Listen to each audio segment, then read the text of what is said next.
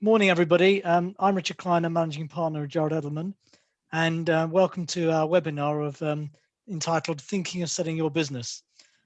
We formed a panel really of four of us, myself included, but also with Nick Wallace, who's head of our deal advisory division, Ralph Johnson, who's a tech entrepreneur, and Leslie Gregory, who's chairman of Memory Crystal, a mid-market firm of solicitors specializing in corporate transactions.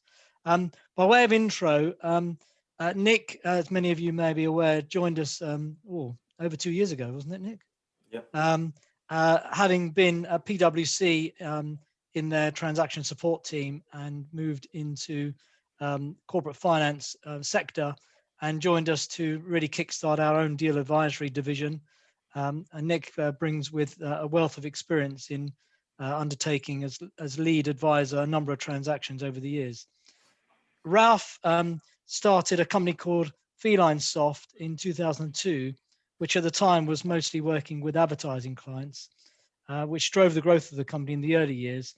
But the focus then switched to membership and charity sector, which led to the company being sold in 2020. Feline Soft was built on the back of strong development services, providing software to clients across the years, and a wide range of clients, including the NHS, BMW, to name but just two. Leslie is one of the few female chairs at a UK law firm, Memory Crystal, who for many years has worked hard on expanding the firm and including its international offering, and encouraging an internal culture focused on diversity and core values.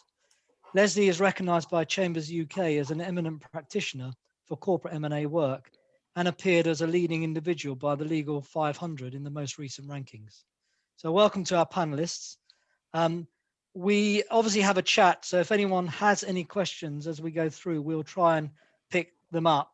But by all means, you can email me or Nick after, and we can direct questions to Ralph and Leslie in due course. We've obviously got a number of questions we're going to go through, so I'm going to pick on the panelists, and it's going to be a very informal discussion, so that any one of the four of us can interject and give our own experiences around a certain particular subject matter. So the first question, which I'm going to go to Ralph first, is how did you know you were ready to sell your business when you did sell it? It's quite an interesting question, because I certainly didn't know at all that I was ready for a number of reasons when I first sort of started on the venture. The first was that we didn't actively decide to sell it. We'd had a number of what I would call tentative approaches, which were just speculative, until we got one that seemed quite serious. Now, at the time, was that due to the price being acceptable? Well, it was, to be honest, it was to do with the approach as well. Most of them were kind of like, oh, you know, we want to talk to you about possible, we've got a number of people. And then the one that we actually exited to rang us up and went, we're interested, can you send us all this information? And that was the step difference. The rest just felt they were fishing. Whereas they said, we're interested because we want to confirm it with these numbers. Will you send us this data under an NDA? And I was like, oh, okay, that's a different set of questions than the rest of you. Yeah. And just for our audience, NDA is a non-disclosure agreement, which means basically that people can't use it against the business in any way. Otherwise, people like Leslie go and sue them. Yeah, so that was the first thing that got my attention, but we weren't actively thinking now is the time to exit. The second challenge that I had is I didn't actually know what a good price was. I started in my bedroom when I was 20, so you know, you could have told me 50p or 50 million was the right price, and I had no evidence or information to be able to kind of say whether that was right or wrong. I had no idea how to value a business. Yeah. Yeah. That's, to be honest, where I came looking for advice, and that's how I came across yourself. So that was my first kind of bit of engagement. It was, well, that's somebody's. Yeah. So Nick, that probably leads neatly into you. Because as a lead advisor, what's your view on that question in terms of how do you know when you're ready? Well, what's really important is timing. Is for every deal, timing is the most important thing. And we always talk about the business being ready, but even more important from our perspective is that the selling shareholders need to be ready. So you will know when the time is right that you want to sell your business. And it's kind of planning ahead and thinking, I'm not going to be involved in this business on a day-to-day basis anymore. Am I ready for that personally in my own professional capacity? Or are you fed up so much you just want to retire? Exactly, or of that. But I think the key thing to realize is that, and we'll talk about this as we go through the next sort of half an hour, 45 minutes, is that the process takes a lot of time. It's not quick, and Ralph I'm sure will vouch for that. But interestingly, Ralph was slightly different, and Ralph was approached directly by the potential buyer that ultimately ended up buying the business. So when we talk to potential clients and people thinking about selling their business all the time, and I think timing is so important, both from a personal perspective and obviously from a business perspective as well. The business has to be in the right position to sell as well. Yeah, I've always felt that when people think they're ready to sell, the mindset needs to be that the buyer should be the buyer, and they should not be seen as a seller. Because if the buyer thinks you're keen or desperate to sell, the price only heads in one direction, which is south. And therefore, I've always, whenever I've been involved, particularly when I was running a private equity fund in transactions, I always try to get the principal not to actually interact with the buyer, because the buyer, they see the body language and they sometimes see the pound signs in front of their eyes. Yeah. And they think, okay, they're keen, they're too keen. Yeah. And that's when the price goes down. Interestingly, when Ralph approached us, or got introduced to us, obviously had a kind of an indicative offer on the table already, but wasn't sure, was that a good offer? Am I ready to sell? And we sort of said, look, rather than, we don't have to take this forward, let's just see how far we can push the offer. Let's see how far, and then you've got the best possible option on the table, and you can go, right, do I want to do it or do I not? And I think that's, having that flexibility, I think is also critical there. Good. Leslie, being obviously experienced in corporate M&A, what role do you play in the process, and in particular, how do you bring value to the client? I think with the role as a legal advisor can be seen as quite often as a necessary evil, and I'm well aware of perceptions of lawyers. So let me try and put all the positives to you today. I guess our role is overall risk mitigation. That's what I would say is the key value add that we give to sellers of businesses. So we start to prepare you early. We start to look at what issues may cause a problem with the buyer, may cause a price chip, obviously from the legal angle, ownership of IP, etc. So we are all about working with the sellers to maximise, obviously with Nick and Richard's team, to your financial advisors, to maximise the sort of value that you get out in monetary terms, but also to minimise the sort of post-deal risks of things coming back to bite you, which are around damages and indemnities, we can talk about later. But so I think it's all about us understanding your business, setting the sort of store early with you as to really understand where you see the risks in your business, and then talk about particular legal issues even you may not have even particularly considered yet, but come up when you're doing a sale process. So that's I would say where we add value. Plus we're part of your negotiating team, and as Richard said, we bear the brunt of being the bad guys on some of the different negotiations. Bloody lawyers, often said, bloody lawyers raising all these points. At the end of the day, we're raising the points to help you. So that's our key role, I think. Yeah. And Nick, turning to you, we often talk about pre-sale planning. Why is that so important, and what benefits does it sort of manifest? Well, as Leslie's just said, making sure that the business is ready is so important, because what we're seeing more of, especially in a COVID world, is due diligence is becoming more and more and more intense. And we want to make sure that when the buyer's doing their due diligence, the business has got a clean bill of health. As soon as there is an issue that comes up in due diligence, it gives the buyer an excuse to chip the price, to change the terms of the deal. And we want to avoid that as much as possible. So planning for that is really, really important. But what about the grooming process in terms of actually getting the target business in the shape ready for a competitive process? So as part of that, as you say, we told not to use the word grooming, but in terms of it's quite sexist, isn't it? It's terrible. Terrible. In terms of that process itself, we need to make sure the business is presented in the best possible way to maximize saleability and also maximize value. And that sometimes be working with the business for a couple of years before starting to think about talking to potential buyers.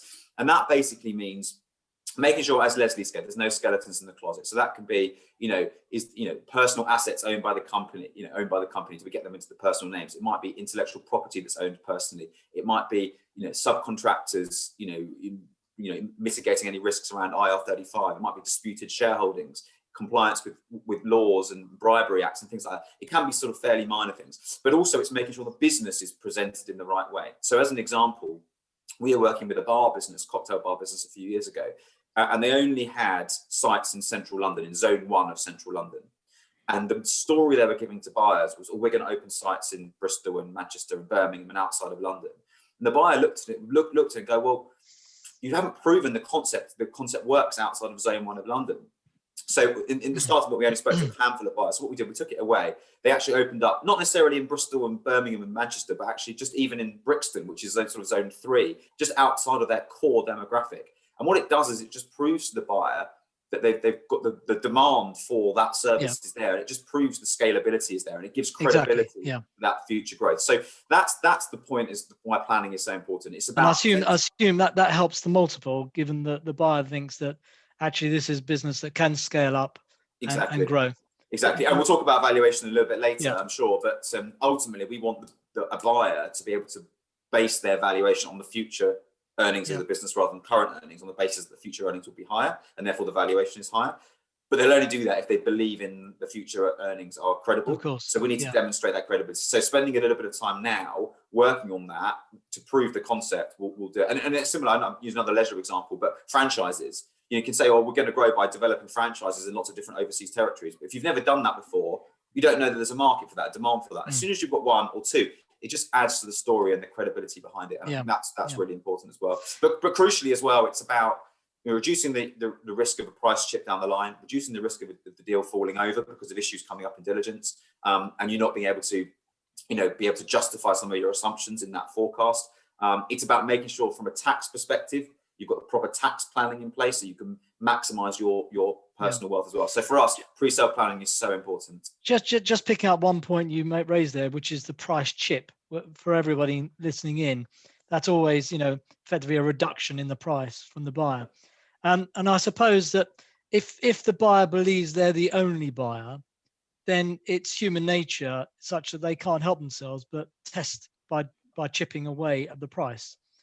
Maybe a question to all of you. How often does that happen? And what can be put in place in order to minimize the risk of it happening? Leslie, do you want to go first on that one?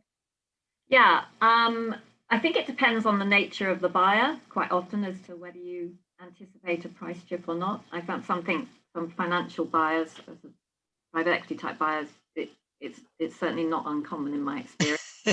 Usually can't help themselves.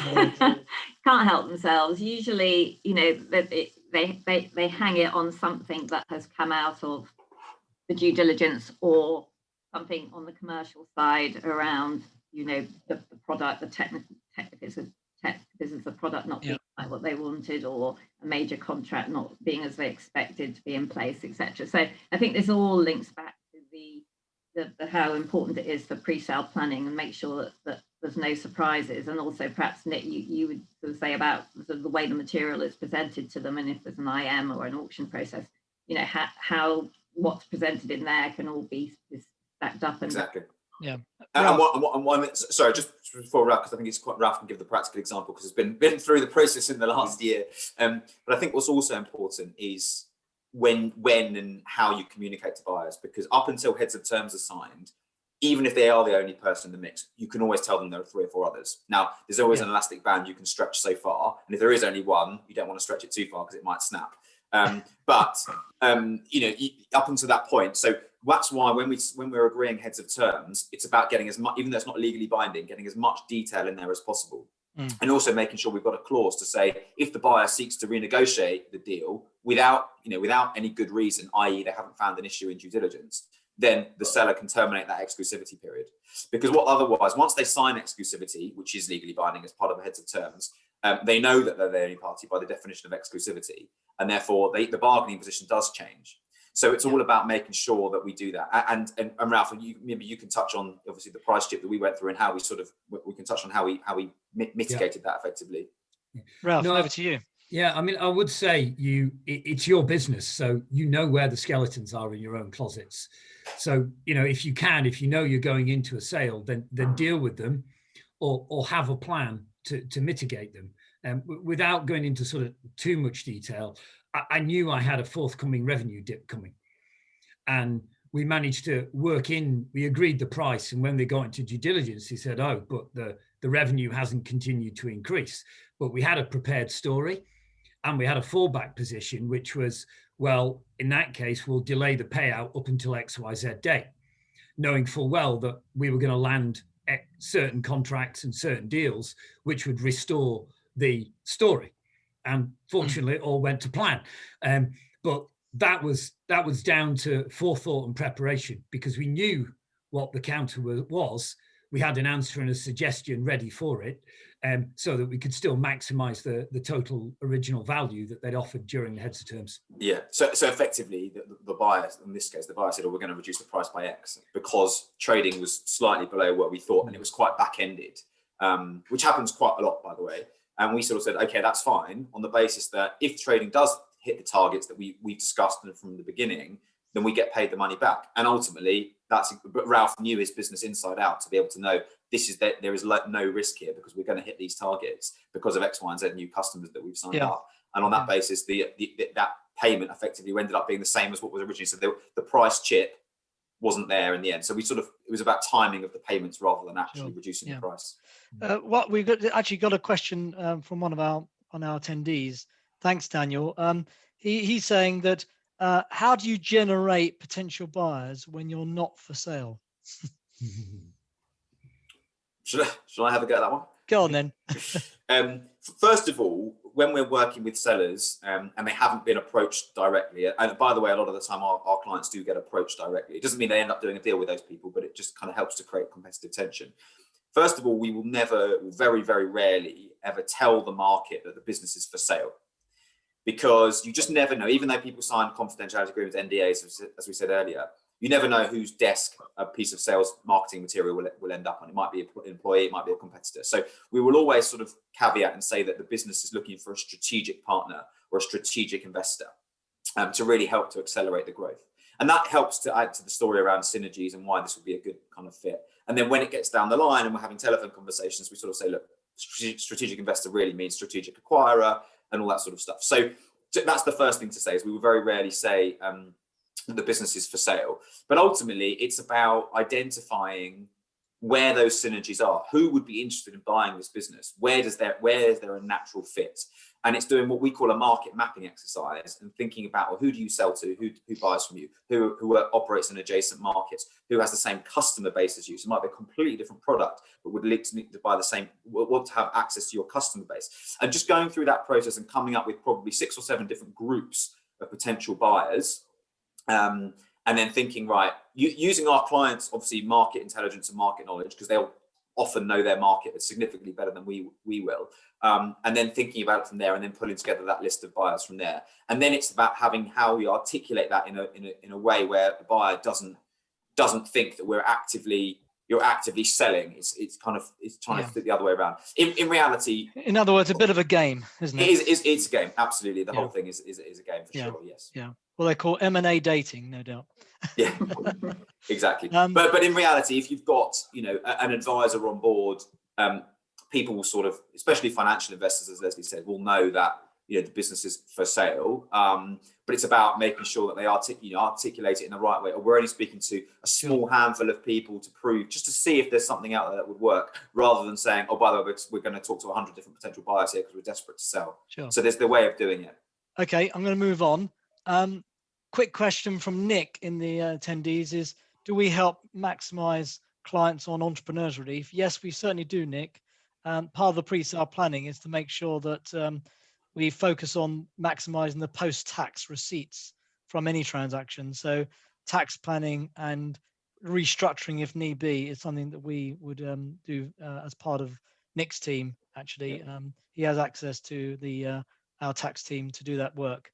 Yeah, the one thing on that, sorry, Richard, on entrepreneurs relief, just to be careful of, is that you have to hold the shares for 2 years. And therefore we have to, that's why planning that far ahead is really important. And even if you're not thinking of selling for 5, 6, 7, 10 years, starting to get something, there are things you can do now to maximize the potential returns down the line. Yeah, and of course we still don't know how the government, if they are going to change capital gains tax, reform it in some way.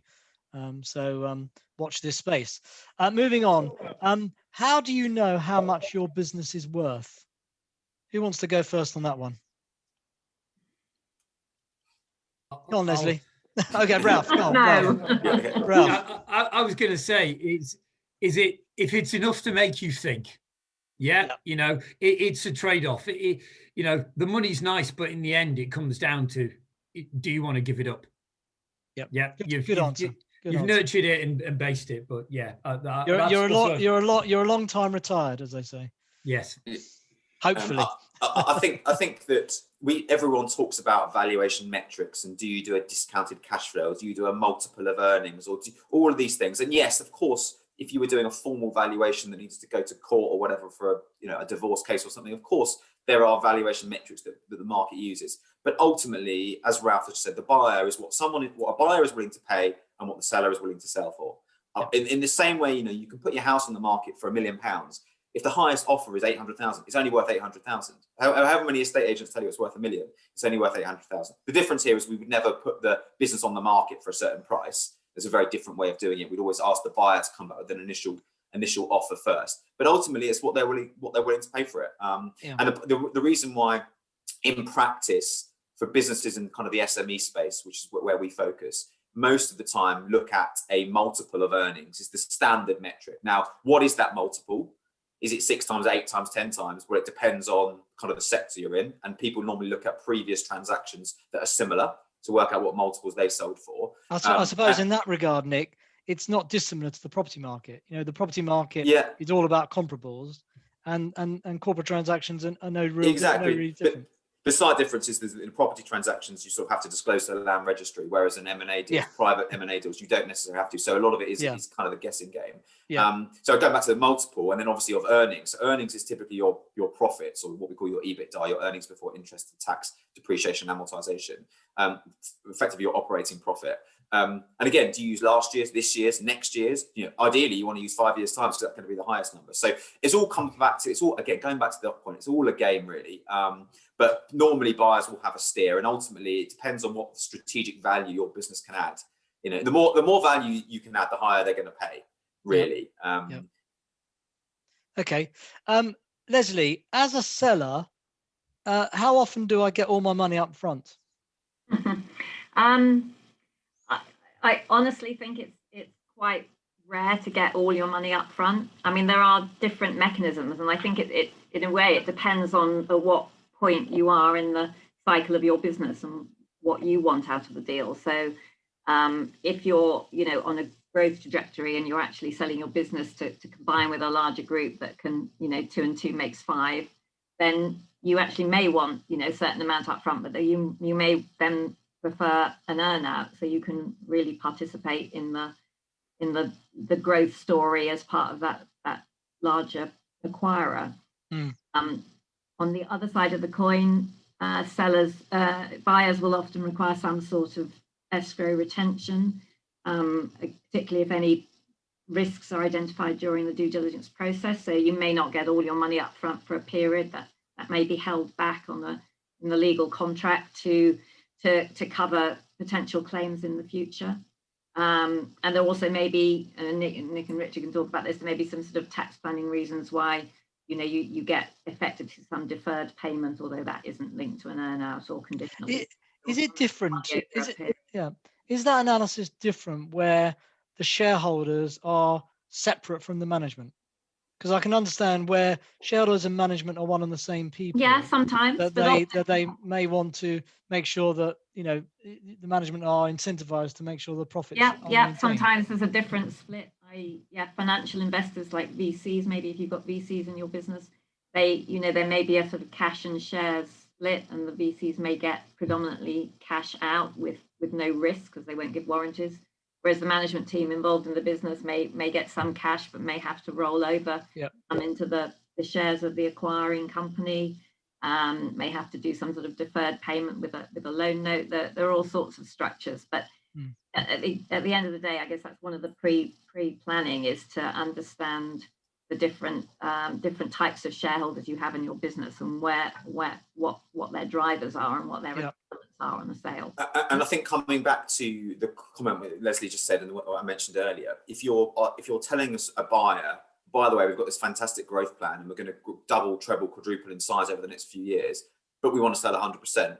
Those stories don't necessarily add up because the buyer's natural response is, well, why don't you wait a few years once you've hit those targets? Because then you get a much higher valuation. Sure. So actually giving the buyer the message that, by the way, we don't want to sell 100%. We want to benefit from some of the upside, whether it's through an earn-out, which is basically, a contingent payment down the line based on certain targets that are hit, or whether it's by keeping a retained stake in the business.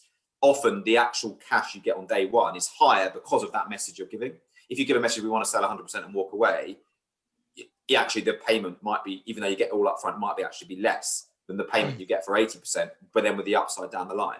And upside down the line, obviously, it's up to Leslie and her team to make sure that all the mitigations in the legal document are there to avoid any issues, because obviously suddenly someone else controls the business. And obviously that's something that Ralph and I discussed. I can see that being difficult, particularly if you've got a trade buyer or indeed a financial buyer that has similar businesses in the sector. An earn-out will be difficult to quantify if they're going to integrate the target business with other businesses. Yeah. How does that work out in practice? We spend a lot of time on the legal side trying to build as many protections as we can around earn-outs, but you can only write in so much, on the strategy of the business. Actually, Ralph is just sort of going through this, without giving too much away, going through this process at the moment, because obviously it has an earn-out for the next couple of years, and they're talking about this bit more integration going on than was originally planned. I'd certainly say it is a symbiotic relationship in the end. I mean, the sort of the common targets that they put in place for the earn-out, what's good for you is what's good for them. I would add it's huge shades of grey from my experience. Yeah. But in the end, you all kind of want the same thing. You do. They want the earn-out to be successful, because then that validates the transaction for them. I suppose completely. When I've seen it before, it's those phrases, just and reasonable adjustments, which is always a little bit fluid, isn't it? And I suppose it's certainly that complex. Requires common sense approach. Yeah. And for example, with Ralph, and one of the things we've talked about is kind of obviously the clear course with a business that acquired Ralph's business, Felinesoft, have acquired a number of businesses over the last few years, and naturally there was, what Ralph's one of the earlier ones, but naturally there's going to be some integration of especially back office costs. So how does that impact kind of the earn-out? Because obviously the Felinesoft earn-out is based on the performance of the Felinesoft business. So how do we deal with the fact that some of Ralph's FD, as an example, might be used in other group functions and maybe not spend 100, all of that sort of stuff is things that you need to think about as part of it. Yeah. I would certainly encourage people to try and think about the likely things which would be cross-group, and try and agree those up front if you can. It's impossible to agree them all, but I think there are some quite clear and obvious ones that are unique to businesses where if you can even get them in heads and terms and written down, then when you do come to calculate whatever complex calculation it is, there's at least a sort of a ground set that you use as a set of guiding principles to say, well, actually, no, we agreed that would be there or that would be over there. Yeah. Great. Yeah. And actually, interestingly, we did a deal last year whereby it was factored into the earn-out, the fact that the buyer would be able to provide incremental opportunities to the seller by opening up the US market a lot more. With our client was largely based in the UK, or the US present, and actually factoring that in. And it was quite a complicated bit of drafting in the legals to work out the exact formula. But actually, there was our client still got value for the introductions made by the buyer in terms of their earnout, but actually it wasn't necessarily 100% of the value because recognizing that the buyer had introduced that opportunity as well. They wouldn't have had it without. So there are very clever ways of doing it. But going back to Leslie's point, we often see it's not just an earnout. Sometimes actually the buyer withholds some cash as some kind of retention or escrow account to cover the risks, as Leslie said. And we've actually got a deal that we're working on at the moment where actually it's 1/3 of the price is being suggested to be held back, which is quite a material amount. That's quite unusually high. Exactly, which isn't that common, but just so you know, it's becoming more and more common in the last 12 months because of the COVID risks and actually uncertainty as to where the market's moving and therefore where the business is moving. Yeah. Question for Ralph, but please, Leslie and Nick also chip in. Now that you've been through the process, what advice would you give to a potential seller considering a sale? Apart from patience. Yeah. I think my number one piece of advice you've said, but I think it's well worth reiterating, which is stay out of it. Yeah. You need to be able to make, in the end, a business decision. But this one's far more emotional than all of the other ones that you make as an entrepreneur. It's kind of giving up your baby, and you kind of, if you're sat there in the heat of the moment, then it's very easy for you to get sort of, riled about something which in the end, it's just a deal. They're buying something off you, just like you might sell a car or sell a house or anything like that. So I would say stay out of it. The other thing that I would say is timing is key. So if you've got projections for your business, then the difference between 6 months can make a huge difference. Because if you've got a business plan, which is say 2 or 3 years, then if you shift the time at which you sell by 6 months, then there's a clear evidence trail. And you can use timing hugely to your advantage, so that you can pick the sweet spot when everything is good and confidence is big, and minimize the risk to yourself that the deal gets tough to negotiate. And the other final bit that I would say as well is prepare yourself for not being in charge. It is a very, very different sort of kettle of fish. If you're used to doing everything yourself and making your own decisions, there are two things that come with that. One, it's really nice actually to be able to go, I can go and ask someone now. But at the same time, you will get moments where you go, why are you making me do that? That's not going to drive value right now. I need to be doing this thing over here. So you've got to accept both sides of that. It's definitely a double-edged sword. Appreciate the people that you're working with, both for the questions you can ask them and they ask of you. Yeah. But I think on that last point, Ralph, what's quite interesting or important, if you are staying in the business, which obviously you have done, is finding a buyer that you can work with and you've got a good relationship with, because money is important. Don't get me wrong, the structure of the deal. But if you're staying involved and there's no chemistry and there's no strategic fit there, and it just doesn't quite work, because you need to still earn a living, etc. Yeah. No, I'd agree. If I felt there was no strategic fit, then it would just become all about the money. You'd want it all up front and you'd want to exit. Yeah. Yeah, I would say I've had experience of entrepreneurs who sold their business with an earnout, and they, a year on, they said, I just don't care about the earnout anymore. I can't stand this large organisation any longer, and I'm just going to negotiate myself out of this, and I don't care, because absolutely money is not the only thing that I worry about. And this was going into very large organisations, many sort of. I'm just digressing a little bit, because I had another question in from one of our attendees, particularly obviously around COVID and the impact that COVID's had on not just people's working and living environments, but especially around hospitality.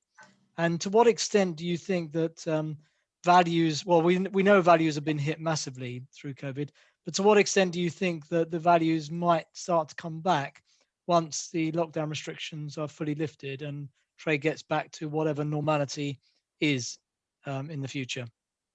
Nick, do you want to pick that one up first? Yeah, sure. I mean, I think generally there was a lot of uncertainty from COVID, you know, 3 or 4 months this time last year, where valuations across the board, regardless of your sector, were sort of plummeted, and actually deal activity generally went down.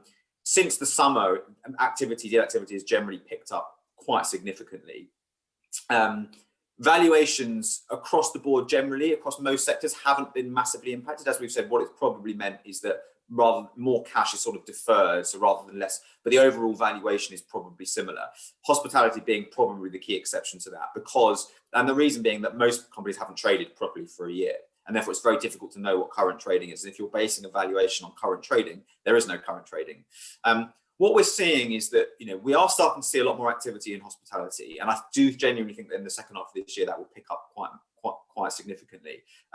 Valuation wise, people are talking about pre-COVID earnings, which is good because obviously pre-COVID, you know, there were obviously no restrictions, but multiples are probably slightly lower than they were. So because the risk of the buyer is taking on, I think that probably back end of this year, maybe Q4, Q1 next year, the deals will start to get back to pre-COVID levels in terms of multiples and earnings, on the basis that businesses will have probably 6 months of trading where everything is, hopefully, touch wood, back to normal, and therefore be able to prove that you are back to those pre-COVID levels. And don't have to have a year or 2 years or 3 years of trading, but even if it's just 3 to 6 months of that, just to prove you're kind of getting back to those levels is enough to give the buyer confidence to pay kind of pre-COVID multiples. And I think that's probably where we'll end up. I think today it's very difficult for a buyer because, you know, they're coming on board looking at a business that might be a great brand with a great business that pre-COVID was trading very well. But ultimately, nobody knows what's going to happen for the next few months. There's still a lot of uncertainty, especially in hospitality.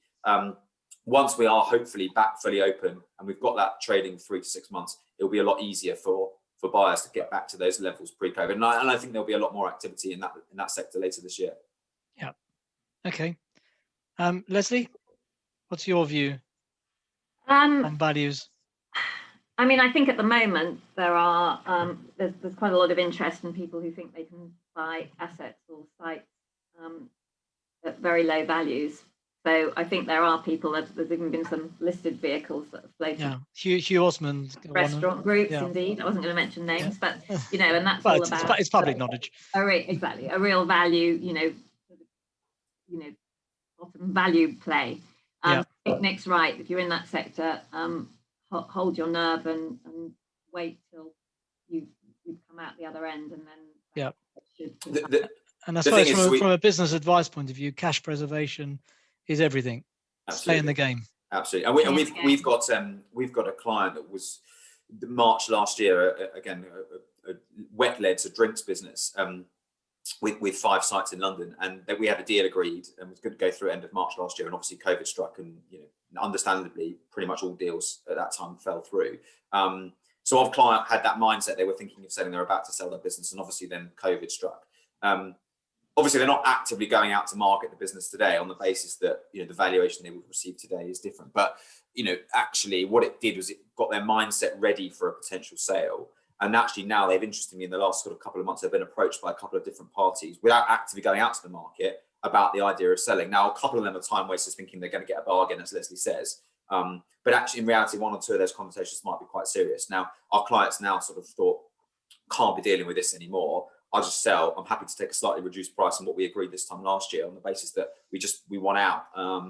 But you know, but every business owner is different, and it really depends.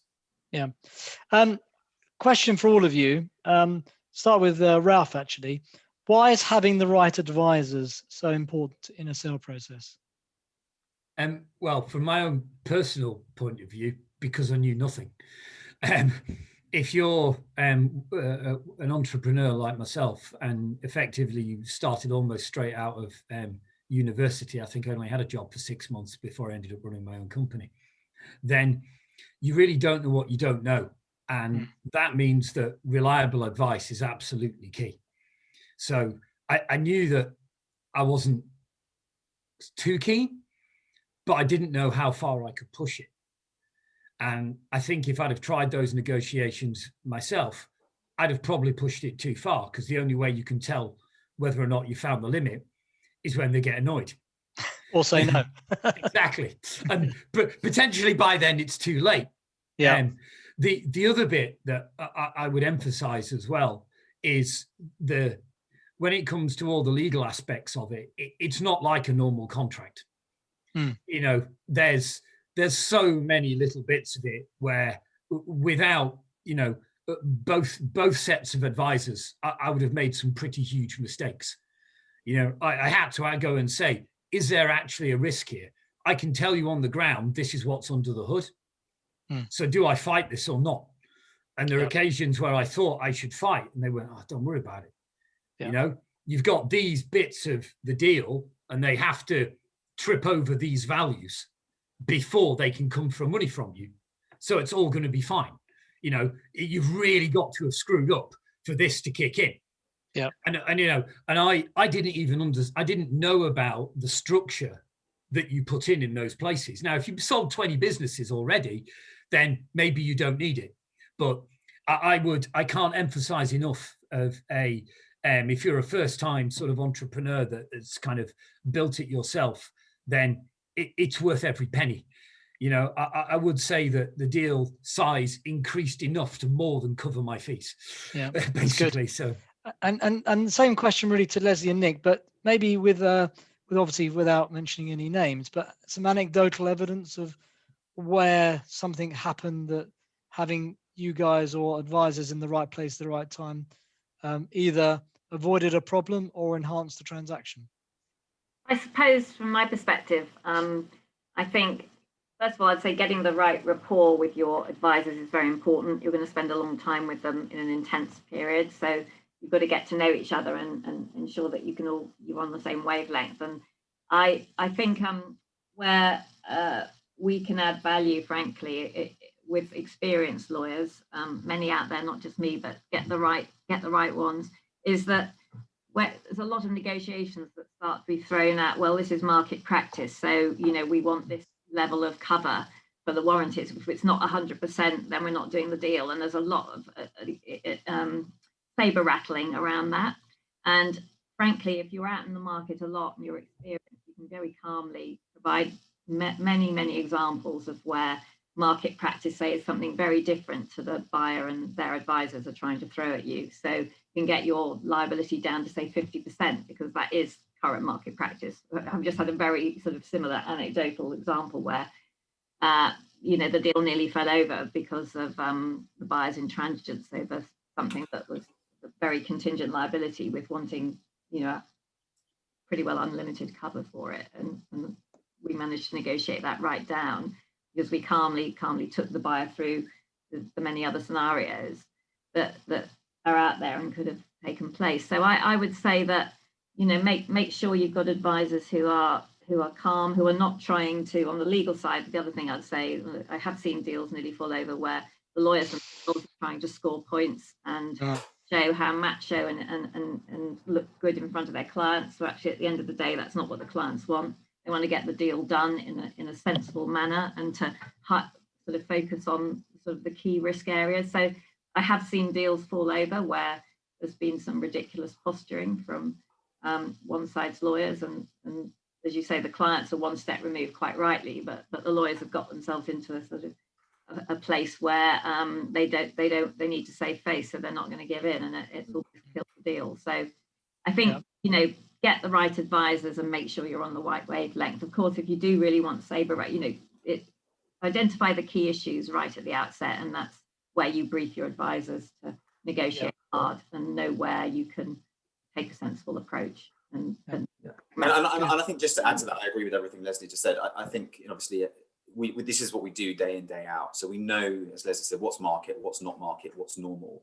But more importantly is having, as Ralph said before, someone to play bad cop while you play good cop, and see how far it can be pushed. So in Ralph's example, you know, had an offer on the table with a number, and we said, look, let's see how far we can push it. Let's see the maximum possible price we can get. And then Ralph's got a decision to make as to, do I want to do that or do I not? And there's no obligation clearly to do that. So I think that's the first thing. The other thing is there's lots of other parts of the deal. It's not just the upfront price that come into play. So for example, without going into the technical details, the treatment of the balance sheet is very important on a deal. And, you know, the deal we did last year, whereby, you know, we sort of take us quite an aggressive view working for the sellers on the treatment of things like bonus accruals. And we sort of made an argument for it, thinking that the buyer would sort of push back. And actually they accepted the position because they thought it was fair and reasonable. And it meant that the client saved about £1.2 million of value from the deal, which I wish it didn't, but significantly outweighed our fees on it. So even one little negotiation on one small balance sheet line item doesn't always obviously, but can significantly add value to the deal. So I think it's having people around you that, as Leslie says, you get on with, because it's an emotional roller coaster. There are ups and downs, as Ralph will vouch for. But having people around you that you trust, but also that have been there, done it, got the experience, and can really kind of help and add value. And as Ralph says, their fees are significantly outweighed by the value that gets added.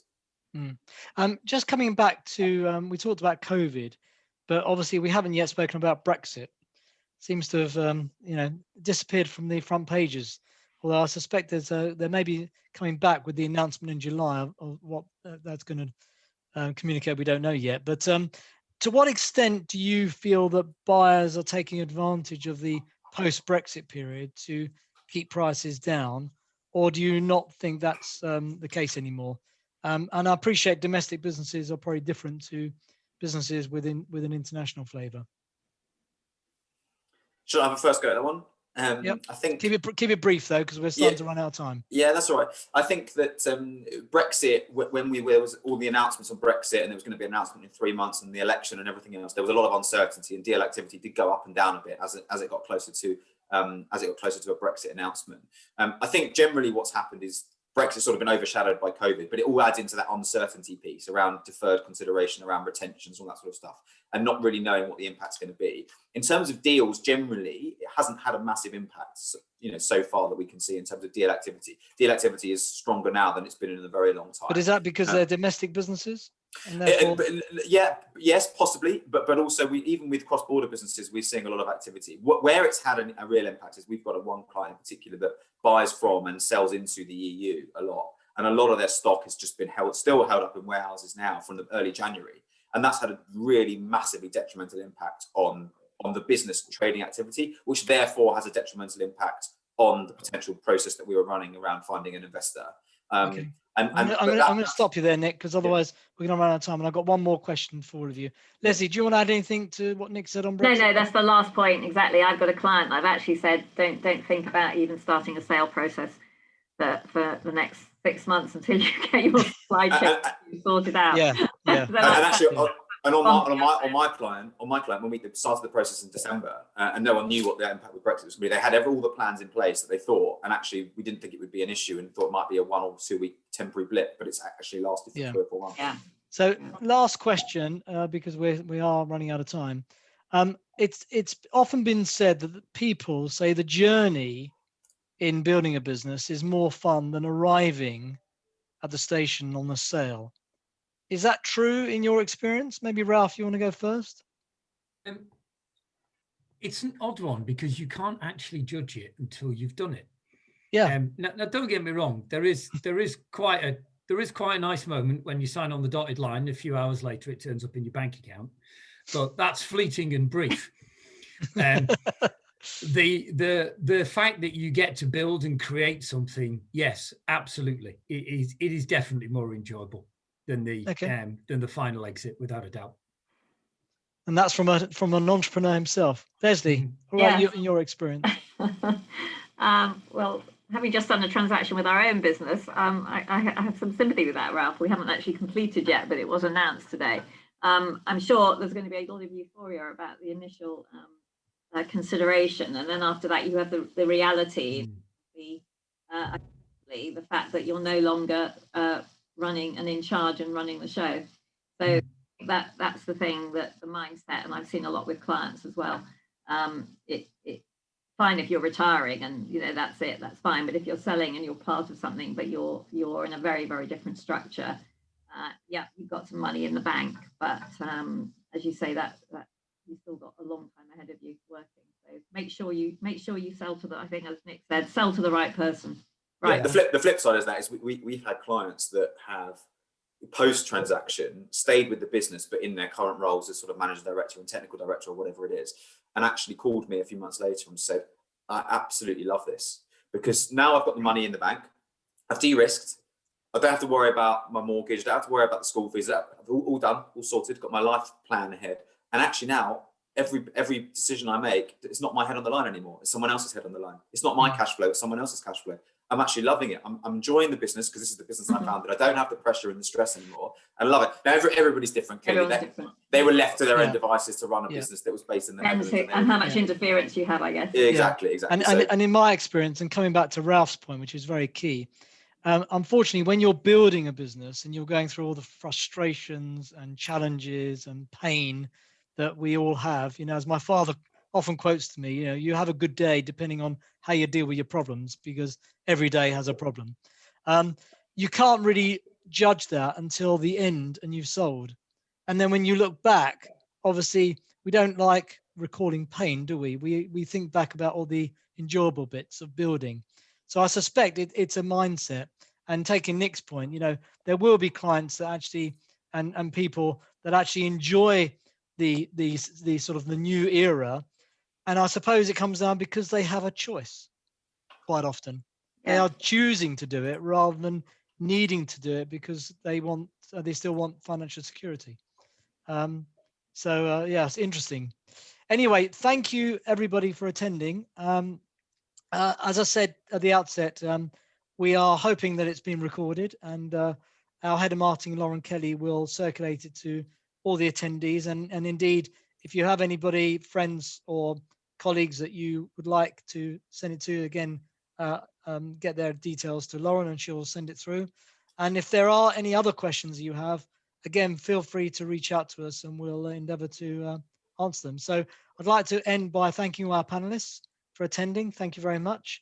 Congratulations, Leslie, on your recent transaction. And of course to you, Ralph, enjoying the new era. And just wish everyone a good day.